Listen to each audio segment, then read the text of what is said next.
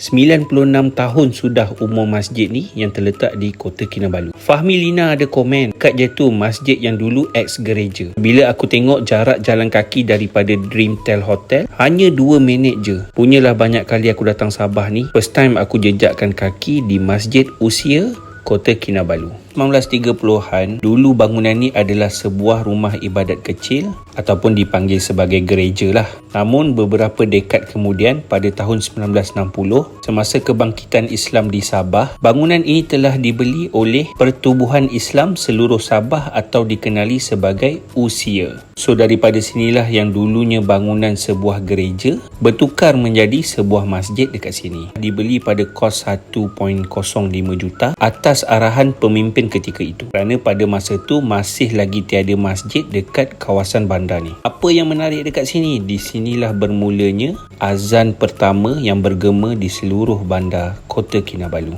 Tempat ini juga menjadi tapak warisan sebab struktur asalnya masih dikekalkan, jiwanya sahaja diperbaharui. Masjid usia ni menjadi simbol kepada keharmonian, toleransi dan hormat antara komuniti. Hari ini setiap dinding dan jendela menjadi saksi bahawa perbezaan bukannya pemisrip. Ke Sabah kali ini dibawa oleh Yayasan Ikhlas. Orang rasa mana lagi nak